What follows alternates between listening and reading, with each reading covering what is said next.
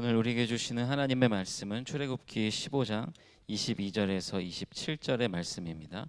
한 절씩 교독하겠습니다. 모세가 홍해에서 이스라엘을 인도하매 그들이 나와서 수르 광야로 들어가서 거기서 사흘 길을 걸었으나 물을 얻지 못하고 마라에 이르렀더니 그곳 물이 써서 마시지 못하겠으므로 그 이름을 마라라 하였더라. 백성이 모세에게 원망하여 이르되 우리가 무엇을 마실까 하매 모세가 여호와께 부르짖었더니 여호와께서 그에게 한 나무를 가리키시니 그가 물에 던지니 물이 달게 되었더라. 거기서 여호와께서 그들을 위하여 법도와 율례를 정하시고 그들을 시험하실세. 이르시되 너희가 너희 하나님 나 여호와의 말을 들어 순종하고 내가 보기에 의를 행하며 내 계명에 귀를 기울이며 내 모든 규례를 지키면 내가 애굽 사람에게 내린 모든 질병 중 하나도 너희에게 내리지 아니하리니 나는 너희를 치료하는 여호와임이라. 그들이 엘림에 이르니 거기에 물샘 12과 종려나무 70그루가 있는지라. 거기서 그들이 그 물 곁에 장막을 치니라. 아멘. 필리핀에 우리가 130주년 기념 교회를 지었는데요. 그곳에서도 연락이 왔습니다. 담임 목사님이 바뀌셨대요. 젊은 담임 목사님이 오셔서 좀 더 활기차게 그 교회를 중심으로 또 지역 사회를 또 전도하고 복음을 전하는 그런 사역을 활기차게 진행하고 있다 하는 그런 소식도 전해왔습니다. 또 지난 목요일에는요, 우리 교회가 오래전에 그 캔사스시티에 있는 세인트폴 신학교 도네이션 했는데요. 그 새로 된 총장님이 방문을 하셨습니다.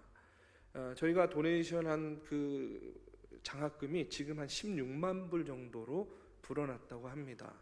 그래서 이제 그 장학금을 가지고 또 학교 학생들에게 또 장학금을 지급하게 되어서 감사를 드린다 하는 또 감사의 인사를 전해 주셨습니다. 우리가 오늘 창립 133주년 기념 예배를 드리는데 여러분, 이전에도 그랬고요, 지금도 그렇고 앞으로도 마찬가지라고 생각합니다. 아무것도 안 하는 것 같은데, 잠잠하고 조용한 것 같은데, 그동안에 여러분들이 뿌린 복음의 씨앗들이요 어딘가에서 이렇게 계속해서 자라나고 있고 성장하고 있고 또 열매 맺고 있음을 여러분 기억하시고, 다시 한번 이제까지 인도해 주신 하나님의 은혜와 사랑에 감사하면서 이 창립 기념 예배, 감사의 예배로 드리시기를 바랍니다. 우리 교회 성도님들은요, 대부분 한평생 혹은 몇십 년 동안 우리 중앙교회를 섬기신 분들입니다. 얼마나 많은 그런 질고들이 있었습니까? 그럼에도 불구하고 이 자리를 지키고 지켜낸 우리 믿음의 성도들의 그 헌신과 기도, 그렇기 때문에 오늘 133주년을 맞이하면서 드리는 이 예배가 더욱더 감격스럽고 더 깊은 감사, 더 넓은 감사를 드리게 되는 줄로 믿습니다. 우리가 원하는 대로, 우리가 바라는 대로 모든 것이 이루어지기 때문에 그때에도 감사를 드릴 수 있겠죠. 그러나 지난 시간들을 돌아보면 꼭 그럴 때만 감사한 것이 아니었던 것 같아요. 너무 어려울 때에도, 또 예기치 못한 시련 가운데서도 우리 믿음의 성도들이 한마음 한뜻으로 마음과 뜻을 모으면서 하나님, 너무 어려워서도 감사합니다 하면서 여기까지 오게 된 줄로 믿습니다. 여러분, 오늘 우리는 믿음의 생활을 하면서 기쁠 때에도 감사를 드릴 수밖에 없지만 너무 어려울 때에도 우리는요, 하나님의 이름을 부르며 감사하는 겁니다. 왜 그렇습니까? 우리가 인생을 살다 보면 모든 일이 내 뜻대로 진행되고 세상 참 살만하다, 그런 시기와 그런 때를 지날 때도 있겠죠. 그런데 문제는 뭐냐면 살만하다 했는데 어느 순간인가 예기치 못한 환란이 닥쳐와요. 앞이 캄캄합니다.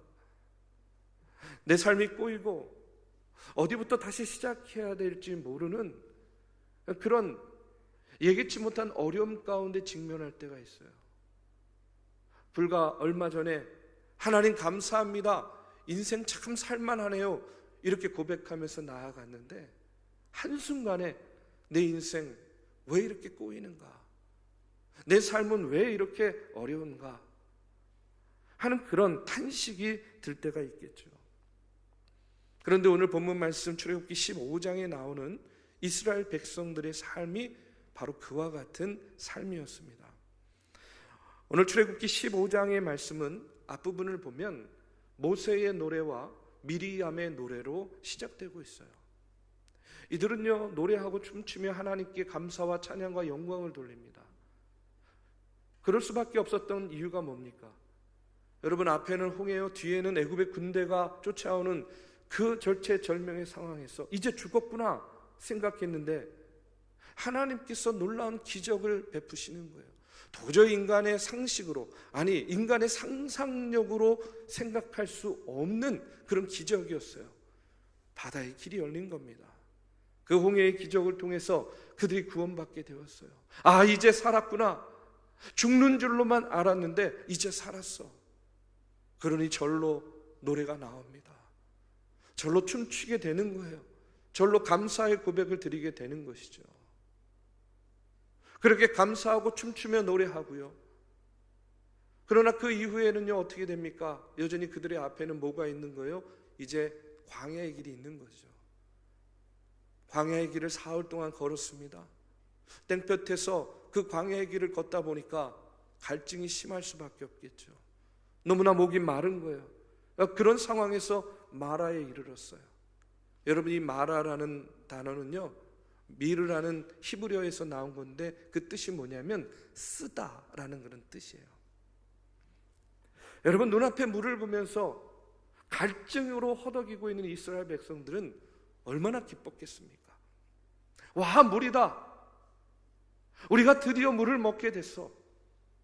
그런 마음으로 물을 한 모금 딱 마셨는데요, 죄송합니다, 먹을 수가 없는 거예요. 여러분, 그와 같은 갈증 가운데 물 한 모금은요, 얼마나 단물이겠습니까? 그렇죠? 그런데 그 갈증 속에서도 넘길 수 없을 만큼 그들이 쓴물을 먹게 되었어요. 이것이 바로 오늘 이스라엘 백성들이 광야에서 체험한 마라의 사건인 거예요. 조금 전까지 하나님의 기적을 맛보고 하나님의 능력을 맛보면서 야, 참 인생 살만해. 절로 춤이 나오고 절로 노래가 나오고 절로 감사의 고백이 흘러나왔는데 그 기쁨이 사흘을 넘기지 못했어요. 그들이 쓴물을 먹고 나서 어떻게 합니까? 불평하고 원망합니다. 그런데 저는 오늘 이 이스라엘의 모습을 보면서 이것이 이들의 모습뿐만은 아니다, 오늘 이 모습이 우리들의 모습이다 하는 그런 생각을 갖게 됩니다. 오늘 우리도 삶을 살다 보면요, 고통 가운데 쓴물을 마셔야 되는 그런 경험을 하게 될 때가 있습니다. 불과 며칠 전에, 아니 하루 전에라도 내 뜻대로 내가 원하는 대로 되어서 하나님 감사합니다, 참 인생 살만하네요, 이렇게 감사의 고백을 드렸는데 하루아침에 예기치 못한 어려움, 감당하기 어려운 그런 시험을 당하게 되면 하나님, 왜 나에게, 왜 내 삶 가운데, 내 가족 가운데, 내 인생 가운데에 이런 어려움을 주십니까? 인생은 참 고통스럽군요 하고 이렇게 다시 인정할 수밖에 없는 것이죠. 여러분, 오늘 말씀은 이스라엘 백성들의 이야기가 아니라 이와 같은 때를 살아가는 오늘 저와 여러분의 이야기라고 생각이 됩니다. 그렇다면 하나님께서 사흘 전에는요, 홍해를 가르시고 기적으로 이스라엘 백성들을 구원해 주셨는데 불과 사흘 만에 그들에게 마라의 쓴물을 마시며 고통을 겪게 하는 이유가 무엇인가? 오늘 25절의 말씀에 보면 이런 말씀이 나옵니다. 모세가 여호와께 부르짖었더니 여호와께서 그에게 한 나무를 가리키시니 그가 물에 던지니 물이 달게 되었더라. 거기서 여호와께서 그들을 위하여 법도와 율례를 정하시고 그들을 시험하실세. 하나님께서 마라의 쓴물을 마시게 한 이유가 무엇이냐? 바로 시험하기 위해서라는 거예요. 여러분, 시험에는요, 두 종류가 있습니다. 하나님께서 하시는 시험이 있고 사단이 하는 시험이 있어요. 하나님께서 하시는 시험은요, 테스트에 가깝습니다. 여러분, 하나님께서 하시는 시험, 사단이 하는 시험에는요 목적이 있겠죠. 그런데 그 목적은요 아주 극명하게 달라요. 하나님이 우리에게 시험을 주시고 우리를 테스트하실 이유는 뭐냐면, 그것은요 어떤 순간에도 우리를 다시금 일으켜 세우기 위해서 우리를 시험하시고 테스트하세요. 그런데 사단이요 우리를 시험할 때는요 어떤 상황과 어떤 순간에도 사단의 목적은 하나입니다. 그것은 뭐냐면 우리를 넘어뜨리기 위한 거예요. 절대로 사단은요 하나님의 자녀들을 일으켜 세우기 위한 시험은 하지 않습니다. 우리가 이것을요 분명히 기억해야 돼요. 하나님의 시험, 하나님의 테스트는 우리를 세우기 위함입니다. 그러나 사단의 시험은요 어떤 순간에도 뭐라고요? 우리를 넘어뜨리기 위해서. 선줄로 알았는데 넘어뜨리는 거예요. 다 된 줄 알았는데요 다시 또 넘어뜨리는 거예요. 이것이 바로 사단의 시험인 거예요. 다시 한번 말씀드리지만 하나님께서 우리를 시험하시는 이유는 뭐냐? 시험을 통해서 우리를 더욱 단단히 세우기 위함입니다. 그러나 사단이 우리를 시험하는 이유는 우리를 어떤 순간에도 무너뜨리고 넘어뜨리기 위해서 우리를 시험한다는 거예요. 여러분, 학교나 직장에서 시험이 필요한 이유가 무엇입니까? 시험을 보면 뭘 할 수 있냐면, 내가 이 부분이 부족하구나, 내가 이 지식이 부족하구나, 내가 이런 부분에서 보완을 해야 되겠구나, 내 문제를 발견할 수가 있고 찾을 수가 있는 것이죠. 내 약점을 발견하고 부족한 부분을 시험을 통해서 확인할 수가 있는 겁니다. 이처럼 시험은요 내 자신의 취약한 부분을 깨닫게 하고 보완하게 하면서 궁극적으로는 우리의 삶에 유익을 주는 거예요. 저는요 하나님의 시험도 이와 같다라고 생각합니다. 그러면 우리가 시험이 올 때 어떻게 해야 되느냐? 저는 이렇게 말씀드리고 싶어요. 여러분, 우리가 시험을 당하게 되면 감정이 아닌 의지로 대해야 된다. 우리는 감정이 아니라 우리의 의지로 그 시험을 대해야 된다는 거예요. 시험 가운데 내가 무너지면 사단이 이기는 게 된다. 그러니 사단아 물러가라. 나는 결코 너희들에게 무너질 수 없다. 나는 승리할 것이다. 감정적으로는 힘들겠죠. 어렵겠죠. 그러나 의지적으로 이런 마음과 이런 결심과 이런 태도를 가지고 그 시험을 대해야 된다는 거예요. 그리고 하나님 도와주세요.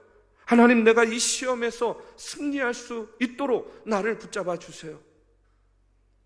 이렇게 의지적인 결단을 가지고 하나님께 기도하며 나아가야 됩니다. 그렇기 때문에 우리가 시험 중에 어떤 태도로 시험을 맞이할 것이냐? 감정이 아닌 의지로, 의지적인 결단으로 여러분 그 시험을 이기시기를 주님의 이름으로 축원합니다. 오늘 말씀에 나오는 이 마라의 쓴물, 이 쓴물을 마시고 모세에게 불평하고 원망했던 이스라엘 백성들의 모습을 통해서 오늘 우리가 먼저 깨달아야 될 교훈이라고 믿습니다. 여러분, 하나님께서 이와 같은 시험을 통해서 이스라엘 백성들에게 확인하고 싶은 것이 무엇이었을까? 저는 그렇게 생각해요. 너희들의 생각대로 잘 될 때에도 나를 찬양하겠지만 이런 삶의 역경 가운데서도 나를 찬양할 수 있겠느냐? 너희들이 이제 살았다, 이제 살았습니다 하는 그런 기쁨과 감격으로 춤추며 나에게 예배할 수 있겠지만, 그러나 반대로 예기치 못한 역경과 시험 가운데서도 성공의 때가 아닌 고통의 날에도 여전히 나를 바라보면서 나를 찬양할 수 있겠느냐? 어둠의 날에도, 시험의 날에도, 곤고한 날에도 너희들이 여전히 변치 않고 나를 찬양할 수 있겠느냐? 나는 너희들을 그렇게 사랑하는데, 나는 너희들을 그렇게 인도하고, 나는 너희들을 그렇게 돌보는데 너희들도 나한테 그럴 수 있겠느냐? 하나님은요 이와 같은 시험을 통해서 이스라엘 백성들에게 그것을 확인하고 싶으셨을 거라고 생각해요. 조건 때문에 주님 사랑하는 것이 아니라 그분이 나를 구원하셨고 광야 같은 인생길 가운데서 나를 축복하시고 앞서가시며 나를 여기까지 인도해 주셨고 도와주셨기 때문에 하늘이 무너져도 땅이 무너져도 나는 변함없이 하나님을 사랑합니다. 여러분, 이와 같은 하나님 사랑을 확인하고 싶어서 하나님께서는요 이스라엘 백성들을 시험하시고 오늘 우리를 테스트하신다 하는 사실을 기억하시기 바랍니다. 저는요 오늘 이 마라의 사건을요 이렇게 말씀드리고 싶어요. 이 마라의 사건은요 한마디로 하나님 사랑을 확인하기 위한 테스트였다. 하나님께 대한 사랑의 테스트가 바로 이 마라의 사건이었다라고 이렇게 생각합니다. 그런데 불행하게도 이스라엘 백성들이요 이 테스트에 어떻게 됐습니까? 성공했습니까? 실패했습니까? 실패했잖아요. 그런데 그 시험 가운데 한 사람 모세가 하나님께 부르짖어서 기도합니다. 그 기도에 하나님께서 어떻게 응답하시는가? 26절에 보니까 이르시되 너희가 너희 하나님 나 여호와의 말을 들어 순종하고 내가 보기에 의를 행하며 내 계명에 귀를 기울이며 내 모든 규례를 지키면 내가 애굽 사람에게 내린 모든 질병 중 하나도 너희에게 내리지 아니하리니 나는 너희를 치료하는 여호와임이라. 아멘. 모세가 하나님 앞에 부르짖었어요. 지금 갈증 가운데 목말라 있는 이 백성들에게 하나님 어찌하여 쓴물을 먹이십니까? 이들이 불평하고 원망하고 있습니다. 하나님 이들을 고쳐주세요. 그럴 때 하나님께서 모세에게 어떻게 응답하셨어요? 한 나무를 지시하셔서 그 나무를 물에다가 던지니까 그 물이 어떻게 되었다고요? 달게 되었다는 거예요. 쓴물이 단물로 바뀌어졌습니다. 기적이죠. 그러면서 하나님께서 그 백성들에게 자신을 나타내 보이세요. 그것이 무엇이었습니까? 나는 너희를 치료하는 여호와임이라. 치료하시는 하나님이라는 말, 여러분 히브리 말로 하면요 여호와 라파, 여호와 라파라는 그런 말이죠. 이스라엘 백성들은 이 사건을 통해서 하나님이 어떤 분이신지를 다시 한번 깨닫게 되었어요. 그 전까지는 하나님은 우리를 창조하신 창조주 하나님이시다 하는 사실을 믿었는데 이제는 하나님은 창조주 하나님이실 뿐만 아니라 우리를 치료해 주시는 여호와 라파의 하나님이시다 하는 사실을 그들이 다시 한번 깨닫게 되었다는 거예요. 여호와 라파, 이 치료의 하나님께서 무엇을 치료해 주십니까? 우리가 병들었을 때 우리의 육체만 고쳐주는 것이 아닙니다. 내 마음도 치료해 주시고 내 영혼도 치료해 주시고 내 가정도 치료해 주시고 우리 교회도 치료해 주시고 이 나라와 이 민족 병든 곳이 있다면 여호와 라파의 하나님께서 치료해 주시는 하나님이시라는 사실이에요. 그런데 여러분 이 말씀에서 놓치지 말아야 될 아주 중요한 진리가 있습니다. 그것이 뭐냐면 하나님이 그냥 치료해 주실 수도 있잖아요. 그렇죠? 그런데 무언가를 사용하셨어요. 무엇을 가지고 치료해 주셨습니까? 25절에 보니까 여호와께 부르짖었더니 여호와께서 그에게 한 나무를 가리키시니 그가 물에 던지니 물이 달게 되었더라. 나무 하나를 가지고 치료해 주셨어요. 나뭇가지를 던졌더니 쓴물이 단물로 바뀌는 기적의 역사가 일어났습니다. 하나님께서는 쓴물을 단물로 바꾸시는데 한 나무를 사용하셨다는 거예요. 원망하고 불평하는 이스라엘 백성들의 그 상한 마음과 그 갈증을 치료해 주시는 데에 한 나무를 사용했어요. 그리고 오랜 세월이 지난 다음에 죄악으로 병든 이 세상을 치유하기 위해서 하나님께서는요 역시 나무 하나를 사용하셨어요. 그것이 무엇입니까? 바로 십자가를 사용하신 것이죠. 베드로전서 2장 24절에 보면 친히 나무에 달려 그 몸으로 우리 죄를 담당하셨으니 이는 우리로 죄에 대하여 죽고 의에 대하여 살게 하려 하심이라. 그가 채찍에 맞음으로 너희는 나음을 얻었나니. 이렇게 나오고 있어요. 여러분, 이 말씀에 보면 십자가를 뭐라고 이야기하고 있어요? 나무라고 이야기해요. 그냥 나무라고 이야기합니다. 아마도 모세가 그 나무를 물에 던질 때 나무를 뿌리채 뽑아가지고 던지진 않았을 거예요. 그렇죠? 나무를 잘라가지고 꺾어서 던졌을 거라고 생각이 됩니다.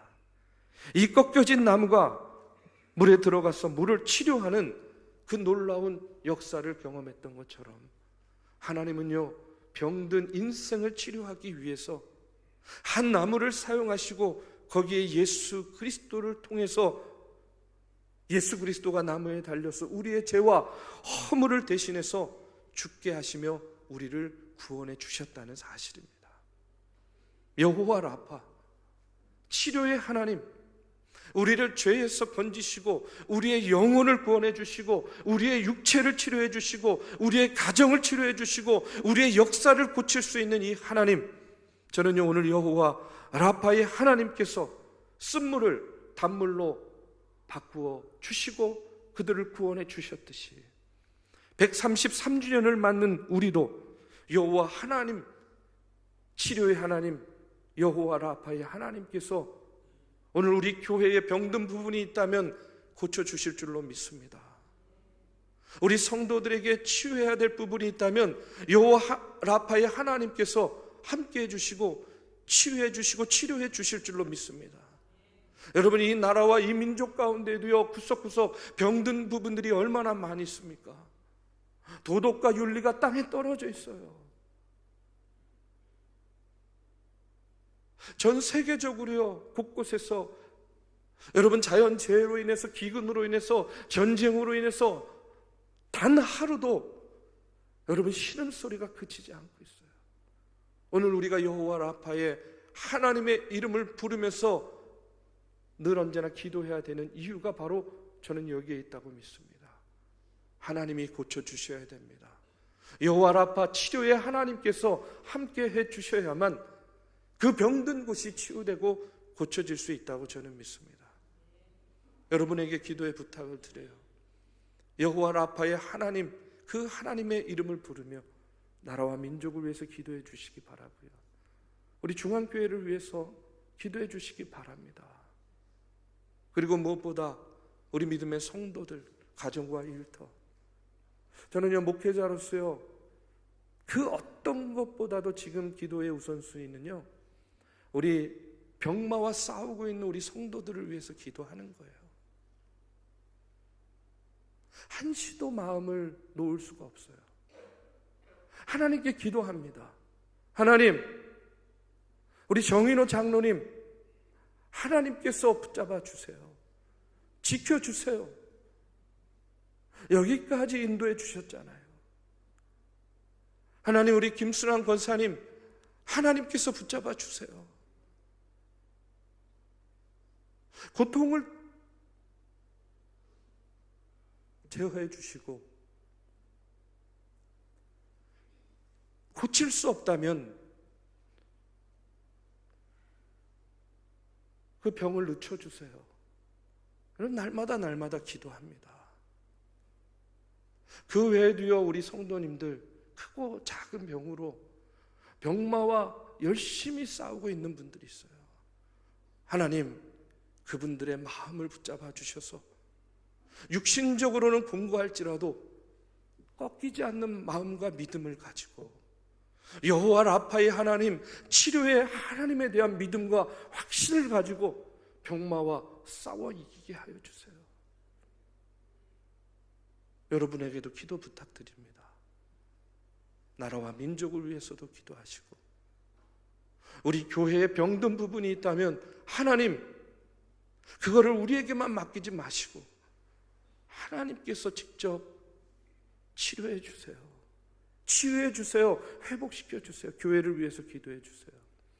그리고 믿음의 가정들, 특별히 병마와 싸우고 있는 주의 성도들, 여호와 라파의 하나님, 치료의 하나님께서 함께해 주셔서 치유와 회복의 놀라운 기적이 있게 하여 주세요. 노래 부르게 해 주시고 춤추게 해 주시고 한 번이라도 더 이전에 나와 예배할 수 있도록 붙잡아 주시고 그 걸음을 인도해 주시옵소서. 우리가 함께 여호와 라파의 하나님의 이름을 부르며 기도하는 그런 저와 여러분이 되시기를 주님의 이름으로 축복합니다.